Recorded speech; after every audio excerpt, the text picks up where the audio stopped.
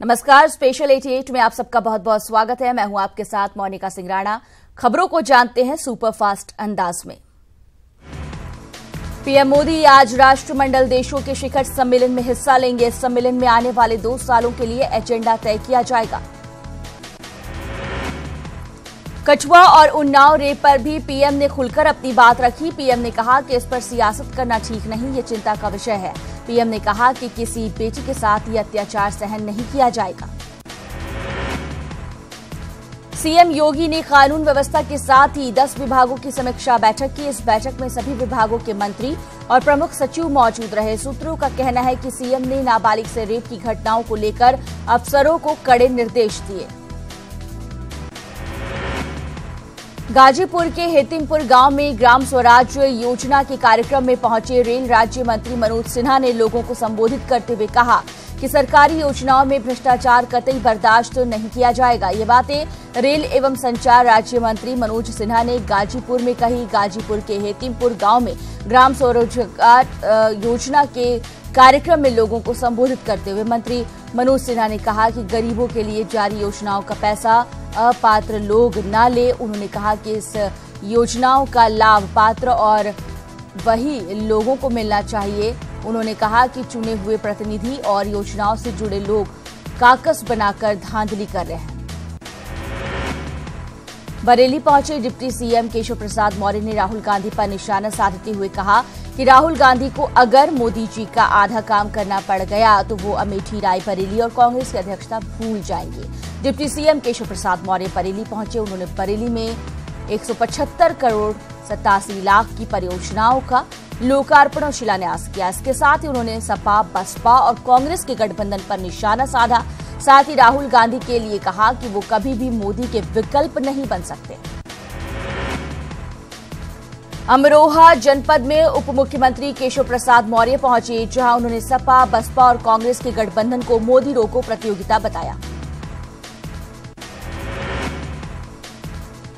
रायबरेली की सांसद सोनिया गांधी अपने दौरे के दूसरे दिन बुधवार को पहले डाकघर स्थित पासपोर्ट के सेवा केंद्र का उद्घाटन किया। रायबरेली की सांसद सोनिया गांधी अपने दौरे के दूसरे दिन पहले डाकघर स्थित पासपोर्ट सेवा केंद्र पहुंची, वहां उसका उद्घाटन किया गया। उसके बाद कलेक्ट्रेट स्थित बचत भवन पहुंची, जहां जिले के अधिकारियों और जनप्रतिनिधियों के साथ जिला सतर्कता और अनुश्रवण समिति की अध्यक्षता की। लगभग 2 घंटे तक चली इस बैठक में जिला पंचायत अध्यक्ष अवधेश सिंह और कांग्रेस एमएलसी दिनेश सिंह सहित हरचंदपुर विधायक राकेश सिंह की गैर मौजूदगी कई राजनीतिक सवाल खड़े कर गई, क्योंकि इस वक्त ये तीनों कांग्रेस से नाराज चल रहे हैं और उनके बीजेपी में शामिल होने की अटकलें तेज है।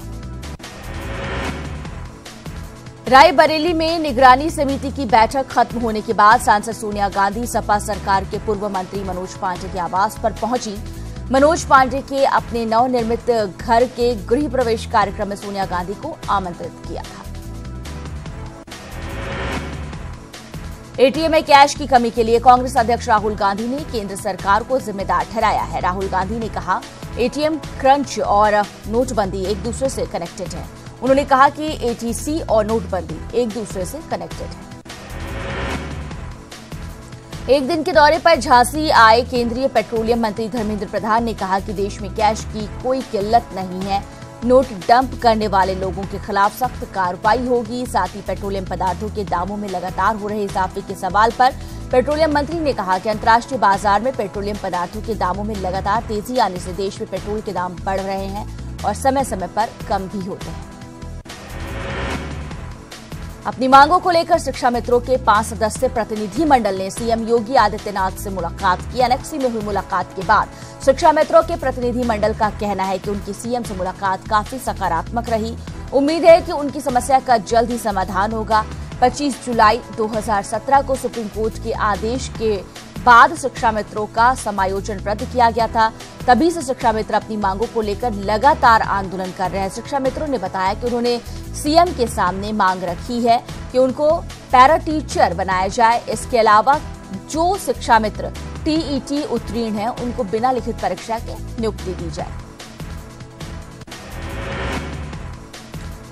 इलाहाबाद हाईकोर्ट ने एससी/एसटी से जुड़े एक मामले की सुनवाई करते हुए निदेशक आईआईटी धनबाद सहित 4 प्रोफेसरों के विरुद्ध कार्रवाई किए जाने के राष्ट्रीय अनुसूचित आयोग के आदेश पर रोक लगा दी है। राष्ट्रीय अनुसूचित आयोग के आदेश के क्रम में कानपुर आईआईटी के निदेशक पर भी कार्रवाई कर हाईकोर्ट ने रोक लगाई है। मामले में हाईकोर्ट ने राष्ट्रीय अनुसूचित जाति और कानपुर आईआईटी के निदेशक को नोटिस जारी कर 4 हफ्ते में जवाब मांगा है।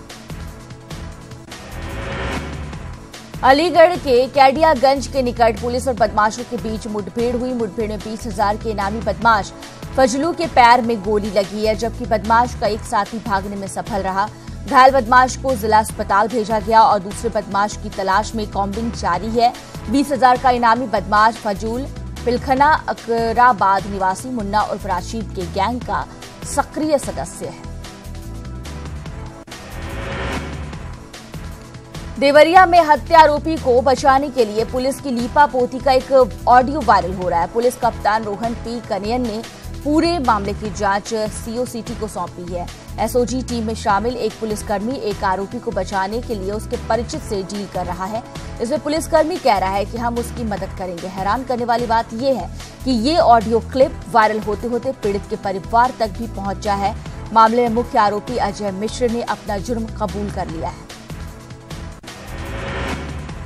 चित्रकूट में चाकबंदी लेखपाल का घूस मांगते हुए ऑडियो वायरल हुआ है। जिलाधिकारी ने वायरल ऑडियो की जांच कर कार्रवाई करने की बात कही है। आपको बता दें कि चकबंदी लेखपाल पहाड़ी ब्लॉक के तौरा गांव में तैनात है, जो कि उमेश नाम के युवक से वरासत दर्ज कराने के एवज में उससे 1,500 रुपए की मांग कर रहा है और कह रहा है कि उसका काम तभी होगा जब वो उसे 1,500 रुपए की घूस देगा, क्योंकि उसे ऊपर के भी अधिकारियों को देना पड़ता है। चकबंदी लेखपाल के वायरल हुए इस ऑडियो से प्रशासनिक अधिकारियों में घूस लेने की पोल खोलने से हड़कंप मचा हुआ है। हापुड़ देहात क्षेत्र के गढ़ रोड स्थित पेट्रोल पंप पर पेट्रोल जलवाने को लेकर 2 पक्षों में जमकर मारपीट हुई। मारपीट की पूरी घटना पेट्रोल पंप पर लगे सीसीटीवी में कैद हो गई है। बताया जा रहा है कि कुछ कार सवार अपनी कार में पहले पेट्रोल डलवाना चाहते थे, लेकिन ट्रैक्टर सवार भी पहले पेट्रोल डलवाने पर अड़ गए, जिसके बाद दोनों के बीच कहासुनी हुई और कहासुनी मारपीट में बदल गई, जिसके बाद दोनों तरफ से एक दूसरे पर हमला किया गया। पुलिस में शिकायत की गई, जिसके बाद पुलिस सीसीटीवी फुटेज के आधार पर जांच में जुट गई है।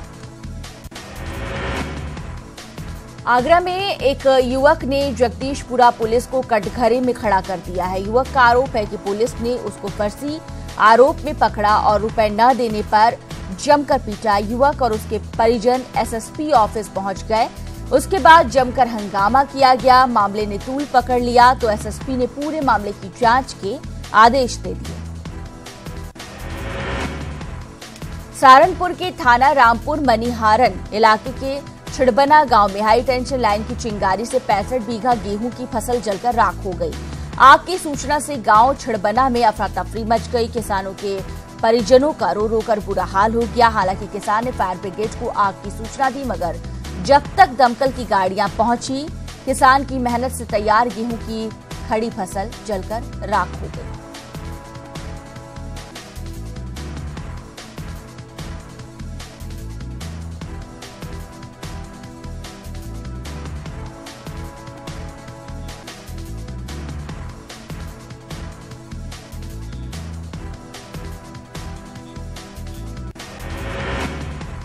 झांसी में शिवाजी नगर के गोदाम में भीषण आग लग गई। आग लगने से इलाके में हड़कंप मच गया और लोग घर छोड़कर बाहर निकल गए। 5 दमकल गाड़ियों ने आग पर काबू पाया। बीएसपी और सपा दलित वोट बैंक को खुद से जोड़े जाने के लिए ओबीसी, दलित और मुस्लिम संगठन पर गठबंधन पर जोर आजमाइश कर रहे हैं, तो दूसरी ओर सत्तारूढ़ बीजेपी 2014 और 2017 की रणनीति पर दलित वोट को जोड़े रखने के लिए लीडरशिप तैयार करने में जुटी है। झांसी में फर्जी एनकाउंटर को लेकर सियासत तेज होती जा रही है। सपा से राज्यसभा सांसद चंद्रपाल यादव ने फर्जी एनकाउंटर को लेकर एसएसपी से मुलाकात करने के बाद मामले में उच्च स्तरीय जांच कराने की मांग की। फर्जी एनकाउंटर को लेकर राज्यसभा सांसद चंद्रपाल ने कहा कि भाजपा नेताओं के इशारे पर प्रदेश में पुलिस फर्जी एनकाउंटर कर रही है। गैंगरेप और हत्या के मामले में विधायक के भाई को माखी थाने लाने के बाद सीबीआई की टीम ने डेमो किया। सीबीआई की टीम के साथ फोरेंसिक टीम भी मौजूद थी। आपको बता दें कि 2 घंटे रुकने के बाद पीड़िता के पिता की हत्या मामले में सीबीआई टीम ने डेमो शुरू किया। बताया जा रहा है कि सीबीआई की टीम ने आरोपी से पूछताछ की। सीबीआई की टीम ने आरोपियों को सड़क पर उतारकर घटना का पूर्वावलोकन भी किया। हालांकि सीबीआई की टीम ने विधायक के भाई को गाड़ी से नीचे नहीं उतारा, वहीं माकी की गलियों और रास्तों में घूमकर घटना का नजरी नक्शा भी बनाया गया। मिर्जापुर के जिला अस्पताल में टीबी के एक मरीज को तीमारदार स्ट्रेचर पर ले जाने के बजाय चादर में उठाकर ले गए, जिसका वीडियो वायरल हो रहा है। वीडियो वायरल होने के बाद अब जिला अस्पताल प्रशासन सफाई देने में लगा हुआ है। अयोध्या में निर्मोही अखाड़ा के सरपंच राजा रामचंद्राचार्य ने राम जन्मभूमि मामले के तीसरे पक्षकार रामलला विराजमान के सखा त्रिलोकीनाथ पांडे की भूमिका को सिरे से नकारा। रामचंद्राचार्य के कहा कि मामले में केवल 2 ही मुख्य पक्षकार हैं। निर्मोही अखाड़ा के सरपंच राजा रामचंद्राचार्य ने मामले के तीसरे पक्षकार रामलला विराजमान के सखा त्रिलोकीनाथ पांडे को नकार दिया है। उन्होंने कहा कि तीसरे पक्ष का कोई मतलब नहीं। सुप्रीम कोर्ट का फैसला जो भी होगा वो सुन्नी वक्फ बोर्ड या फिर निर्मोही अखाड़ा के पक्ष में होगा। उन्होंने कहा कि ना तो भगवान राम पक्षकार है और ना ही अल्लाह मियां। बुलंदशहर की देहात पुलिस ने 10 साल बाद उस शख्स को गिरफ्तार कर लिया है जिसकी हत्या के आरोप में एक युवक जेल जा चुका है। 10 साल बाद पुलिस ने बुलंदशहर की देहात पुलिस ने 10 साल बाद उस शख्स को गिरफ्तार किया जिसकी हत्या के आरोप में पुलिस अमित नाम के युवक को 2007 में जेल भेज चुकी थी। हाथरस के गांव नगला आलिया में चचेरी भाई बहन की संदिग्ध परिस्थितियों में मौत हो जाने से हड़कंप मच गया है। ग्रामीणों का कहना है कि दोनों ने फांसी लगाकर आत्महत्या कर ली। दरवाजा तोड़कर दोनों के शवों को बाहर निकाला गया।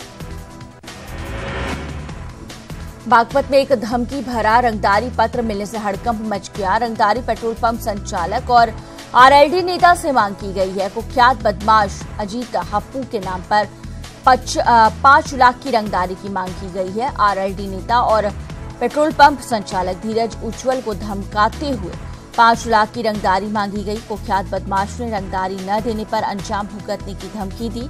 रंगदारी पत्र मिलने के बाद पीड़ित व्यापारी और उसका परिवार खौफ में जीने को मजबूर है। पीड़ित ने बड़ौत पुलिस को मामले की शिकायत करते हुए सुरक्षा की गुहार लगाई है। नोएडा के सेक्टर 18 में एक बार फिर दिन दहाड़े बाइक सवार 2 बदमाशों ने 8 लाख की लूट की वारदात को अंजाम दिया। दरअसल नोएडा के फेज 2 स्थित EVIX कंपनी के 2 कर्मचारी सेक्टर 18 के ICICI बैंक से 8,20,000 रुपए निकाले और जैसे ही वो बाहर निकले और फोन पर बात करने लगे, उसी दौरान बाइक पर सवार 2 बदमाश आए और उनसे बैग छीनकर फरार हो गए। घटना की सूचना पुलिस को मिलते ही थाना सेक्टर 20 की पुलिस मौके पर पहुंची और मामले की छानबीन करने लगी। तो वहीं लूट की घटना का संज्ञान लेने के लिए नोएडा के SSP खुद मौके पर पहुंचे और मामले की जांच में जुट गए हैं। वाराणसी कैंट स्टेशन के बाहर उस समय अफरा तफरी मच गया जब स्टेशन के बाहर रखा जनरेटर धू-धू कर जलने लगा। सूचना पर पहुंचे फायर ब्रिगेड के कर्मचारी आग पर काबू तो पा सके, लेकिन जनरेटर पूरी तरह से जलकर खाक हो गया। शाहजहांपुर के मदनापुर में दहेज लोभी ससुरालियों ने दहेज की मांग पूरी न होने पर शादी करने से इनकार कर दिया, जिसके बाद पीड़ित दुल्हन परिवार ने SP कार्यालय का घेराव किया और दूल्हे के खिलाफ कार्रवाई की मांग की। पुलिस ने दोनों पक्षों में समझौता कराने के निर्देश दिए हैं। फिरोजाबाद में पुलिस ने एक बुजुर्ग दुकानदार को मासूम बालिका के साथ छेड़छाड़ के आरोप में गिरफ्तार किया। बुजुर्ग की करतूत को किसी ने मोबाइल कैमरे में कैद कर लिया था और उस वीडियो को पुलिस के सुपुर्द कर दिया गया। इसके बाद पुलिस ने बुजुर्ग के खिलाफ केस दर्ज कर उसे गिरफ्तार कर लिया। मामला उत्तर थाना क्षेत्र के मोहल्ला दुली का है, जहां एक बालिका दुकान पर कुछ सामान लेने गई थी। आरोप था कि वहां बुजुर्ग ने बालिका से छेड़छाड़ की।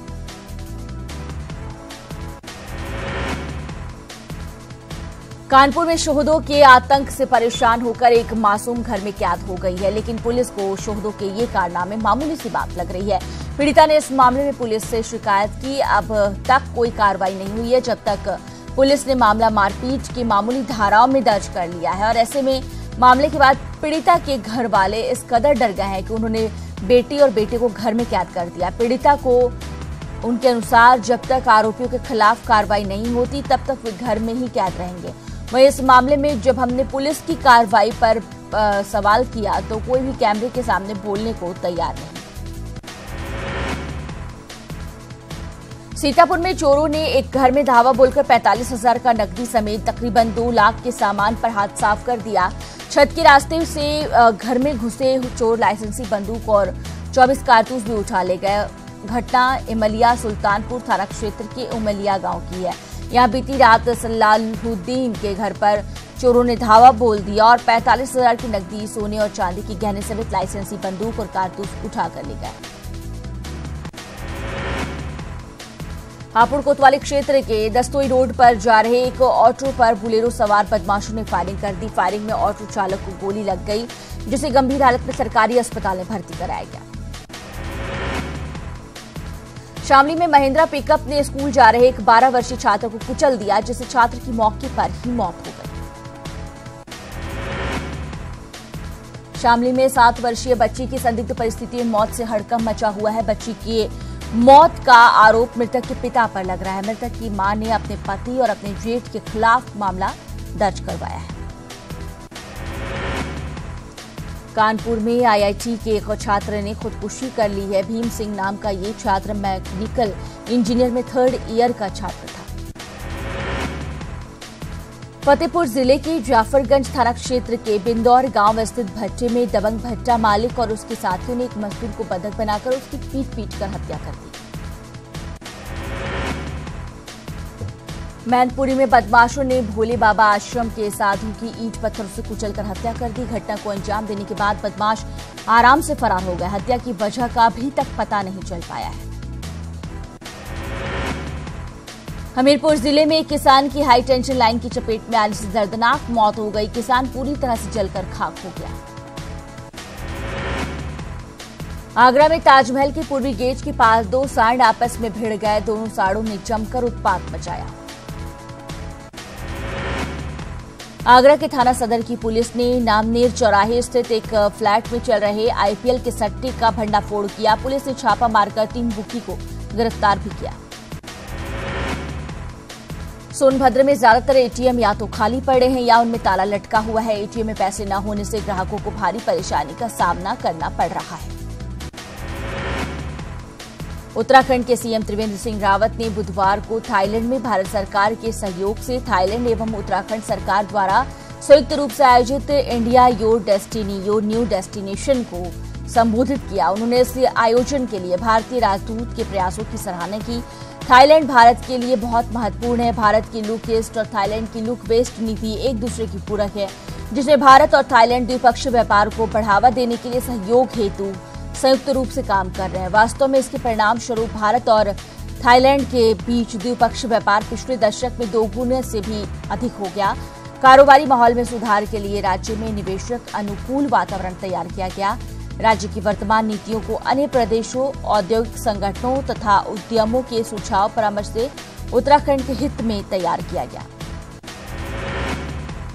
देहरादून में अवैध तरीके से विदेशी मुद्रा बदलने की मिल रही शिकायतों के चलते प्रवर्तन निदेशालय की अलग अलग टीमों ने बुधवार को छापेमारी की कार्रवाई की है, जिसमें राजपुर रोड पर स्थित स्नीफर मनी चेंजर के यहां छापेमारी की कार्रवाई करने पहुंचे अधिकारी मनी एक्सचेंज से जुड़े दस्तावेज खंगाले। जानकारी के मुताबिक शहर के अन्य स्थानों पर भी छापेमारी की कार्रवाई की जा रही है। सूत्रों से मिल रही जानकारी के अनुसार मनी चेंजिंग की आड़ में काले धन को भी ठिकाने लगाया जा रहा था, जिसके संबंध में भी परिवर्तन निदेशालय जानकारी जुटा रहे हैं। उच्च शिक्षा मंत्री के दून विश्वविद्यालय के निरीक्षण के साथ प्रशासनिक अधिकारियों के साथ बैठक की। बैठक में दून विश्वविद्यालय को राज्य का सबसे बेहतरीन विश्वविद्यालय कैसे बनाया जाए, इस पर चर्चा की गई। केंद्रीय राज्य मंत्री साध्वी निरंजन ज्योति ने हरिद्वार के भूपतवाला स्थित अखंड परम धाम आश्रम में योग पुरुष महाराज द्वारा आयोजित पट्टाभिषेक कार्यक्रम में शिरकत की। राज्य के पर्यटन मंत्री सतपाल महाराज नैनीताल पहुंचे, जहां उन्होंने नोकुचिया ताल में पर्यटक आवास गृह का लोकार्पण किया। पिथौरागढ़ दौरे पर आए भाजपा प्रदेश प्रवक्ता सुरेश जोशी का कहना है कि सरकार निकाय चुनावों को लेकर पूरी तरह तैयार है। साथ ही उन्होंने निकाय चुनावों को लेकर हुए देरी के लिए राज्य निर्वाचन आयोग को जिम्मेदार बताया। उत्तर प्रदेश राजकीय निर्माण निगम की लापरवाही पर उच्च शिक्षा मंत्री धन सिंह रावत ने नाराजगी जताई। आपको बता दें कि 10 करोड़ की लागत से नया 4 मंजिला हॉस्टल दून यूनिवर्सिटी में बना है, लेकिन 6 करोड़ रुपए खर्च होने के बाद भी अभी तक हॉस्टल का 2 मंजिला भी नहीं बन पाया, जिसको लेकर धन सिंह रावत ने नाराजगी जताई। धन सिंह रावत ने प्रोजेक्ट मैनेजर को तुरंत काम शुरू करने को आदेश दिए और कल ठेकेदार और अधिकारियों को तलब किया। ऋषिकेश पहुंचे पूर्व सीएम हरीश रावत ने कहा कि आबकारी नीति पर उन्होंने कहा कि राज्य सरकार ई टेंडरिंग के जरिए कुछ चुनिंदा शराब माफियाओं को फायदा पहुंचा रही है। प्रदेश में हाल ही में मौसम की करवट ने किसानों के लिए मुसीबतें खड़ी कर दी है। पूर्व सीएम हरीश रावत ने इस मामले को लेकर राज्य सरकार पर संवेदनहीन होने का आरोप लगाया है। 4 धाम यात्रा को लेकर बुधवार को डीआईजी गढ़वाल पुष्पक ज्योति ने तमाम आला अधिकारियों के साथ अहम बैठक की और जरूरी दिशा निर्देश दिए। उन्होंने कहा कि 4 धाम यात्रा के दौरान यातायात को सुगम बनाने के लिए कई निर्माणाधीन पुल काफी हद तक शुरू किए जा चुके हैं। बाकी बचे पुलों पर काम काफी तेजी से चल रहा है और जल्द ही ट्रैफिक व्यवस्था सामान्य हो जाएगी।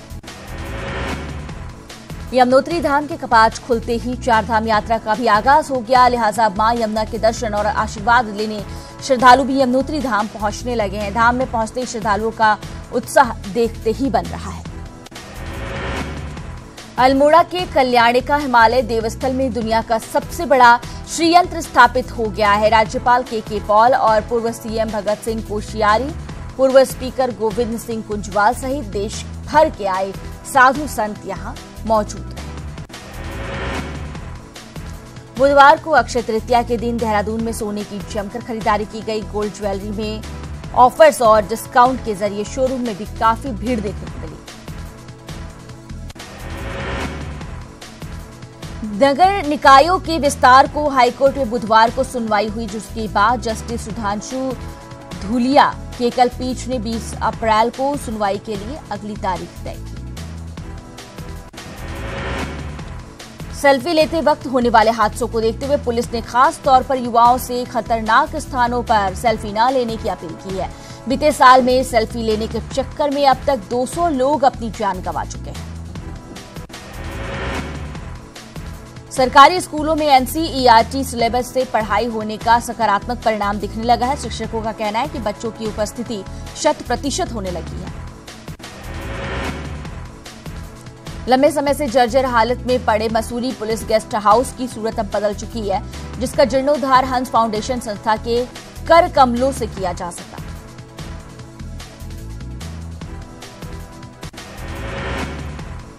प्रदेश भर में मिले अज्ञात शवों की शिनाख्त के लिए पुलिस बड़े स्तर पर 3 महीनों का अभियान चलाने जा रही है, जिसमें 2015 से अब तक मिले ऐसे शव जिनकी आज तक पहचान नहीं हो सकी, उनकी पहचान की जाएगी।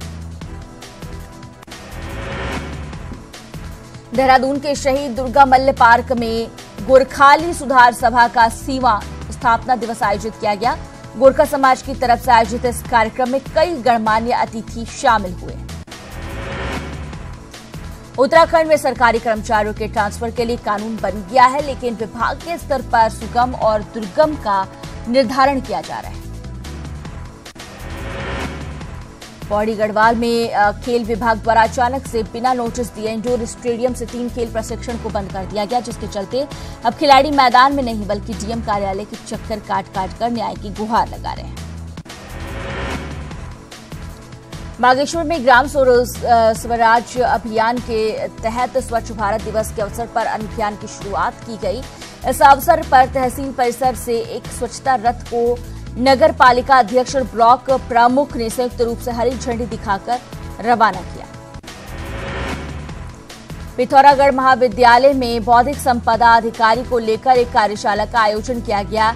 यूकॉस्ट की ओर से आयोजित कार्यशाला में सूबे के कई विद्वान भी शिरकत करते नजर आए। प्राथमिक ऋण समिति में चुनाव का मामला हाईकोर्ट में चल रहा है। नैनीताल हाईकोर्ट की एकल पीठ ने पूरे मामले की सुनवाई के लिए 20 अप्रैल की तारीख तय कर दी है। राज्य सरकार ने सुरक्षा के लिहाज से दी जाने वाली सिक्योरिटी की समीक्षा करने के बाद कई लोगों से सुरक्षा हटा दी है। साथ ही कई नए लोगों को सुरक्षा भी दी गई है। एक्स, वाई और जेड श्रेणी की सुरक्षा के तहत महत्वपूर्ण व्यक्तियों की सुरक्षा व्यवस्था को लेकर यह फैसला किया गया। विकासनगर में जिला पंचायत सदस्य के साथ सहसपुर थाने में तैनात दारोगा को अभद्रता करना महंगा पड़ा। आक्रोशित लोगों ने थाने में जमकर हंगामा करते हुए पुलिस के खिलाफ नारेबाजी की, जिसके बाद मामले को बढ़ता देख संबंधित दारोगा को निलंबित कर दिया गया। श्रीनगर गढ़वाल और ऋषिकेश के बीच के कई स्थानों पर रह रहे पीड़ितों से भी यहां पहाड़ियों में भूस्खलन हो रहा है। हाईवे से गुजरने वाले लोगों के लिए मुसीबत का ये सबब बन रहा है। रुड़की के चंदापुर गांव में लाखों की लागत से बन रही सड़क में घटिया सामग्री की शिकायत पर जांच करने पहुंची बीडीओ के सामने ही ठेकेदार और प्रधान पुत्र ने ग्राम पंचायत सदस्यों से बदसलूकी की, जिसके बाद बीडीओ को बिना जांच के ही वापस लौटना पड़ा। उत्तराखंड के मदरसा शिक्षक संघ के केंद्र सरकार के खिलाफ मोर्चा खोल दिया है। शिक्षकों ने सरकार पर 2 साल से वेतन न देने का आरोप लगाते हुए आवेदन की चेतावनी दी है। राजीव गांधी पंचायत राज संगठन का गढ़वाल जोनल बनने के बाद नई टिहरी पहुंचे कांग्रेस प्रदेश सचिव राकेश राणा का कांग्रेसी कार्यकर्ताओं ने स्वागत किया। बाल संरक्षण आयोग के अध्यक्ष योगेंद्र खंडूरी ने जिला सभागार में अधिकारियों के साथ बैठक की और आयोग द्वारा किए जा रहे कार्यों के बारे में अधिकारियों को बताया। चारधाम यात्रा के प्रमुख पहाड़ श्रीनगर गढ़वाल में सभी बैंकों के एटीएम कैश न होने से लोग बहुत परेशान हैं। एसबीआई के 8 एटीएम शहर में है, लेकिन किसी में कैश नहीं है। चंपावत जिला मुख्यालय के साथ साथ लोहाघाट, टनकपुर, बनबसा के सभी एटीएम कैशलेस होने के चलते लोगों की परेशानी और बढ़ गई है। टिहरी में भी कैश क्राइसिस के चलते लोगों को खासी परेशानी का सामना करना पड़ रहा है। एटीएम में कैश खत्म होने और बैंकों से भी लोगों को कैश नहीं मिल रहा। राज्य के कई एटीएमों में भी कैश न होने के चलते जनता परेशान है। देहरादून में जिन एटीएम में पैसा था वहां लंबी कतारें देखने को मिली, जबकि आधे से ज्यादा एटीएम खाली पड़े। पूरे देश में खाली एटीएम और बैंकों में पैसों की किल्लत से गुस्साए गढ़वाल विश्वविद्यालय के छात्रों ने श्रीनगर गढ़वाल में केंद्रीय वित्त मंत्री अरुण जेटली का पुतला फूंका। इस बुलेटिन में फिलहाल के लिए बस इतना ही।